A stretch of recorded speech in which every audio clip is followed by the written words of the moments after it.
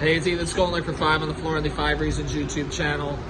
The Miami Heat just lost their 7th straight game, longest losing streak since 2008, where Daquan Cook was their starting two-guard and Chris Quinn, now an assistant, was their starting point guard. Alex Toledo here with me. You can follow me at Trump on the Blanket. You can follow me at Ethan J. Skolnick in the 5 Reasons Sports. Another game where they gave up 100 points through 3 quarters. Another game where they don't get enough from Bam Adebayo or Tyler Hero, who were 4 of 20 until the 4th, and then a cosmetic comeback at the end, which I'm not going to give a lot of attention to. Josh Richardson did some good things late.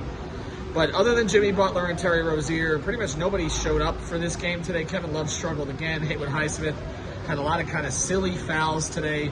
And again, it comes back, though, to Hero and Adebayo. Like, if this is what you're going to get from the two of them, you're not getting out of this funk, Alex. No, I think it's been a little bit of a problem recently where it feels like a lot of their problems have been connected.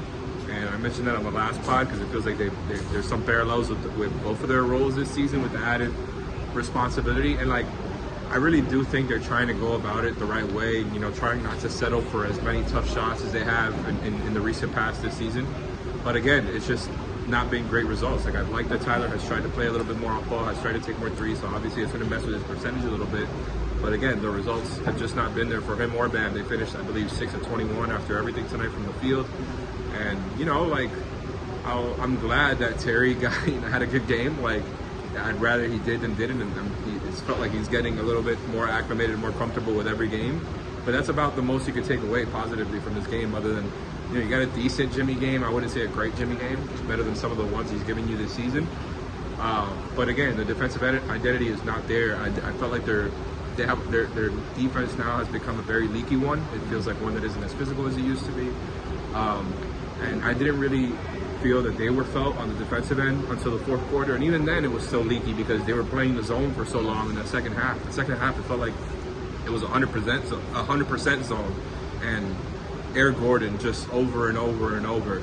The human zone buster, man. Like, that guy just kept getting wide open in the corner, and that's just not a good recipe. Like, it's funny, though, because the zone, like, them playing it for so long ended up being a good thing for them in the 4th quarter, where they actually outscored. They had their best offensive and defensive quarter in the 4th quarter, outscoring the Suns 31-18, which, you know, I guess I'll take it. I'd rather than, you know, them losing by 30. I'd show some fight.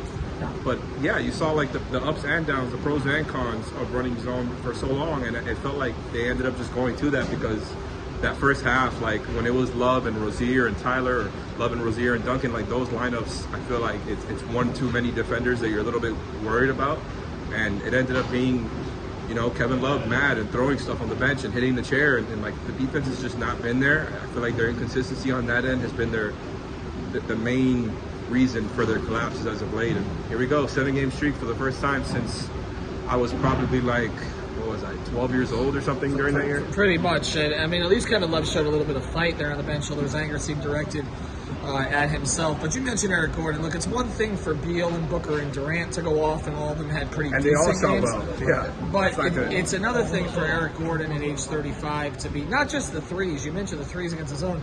There were 2 times that he just sliced through the Heat defense, through 3 different defenders.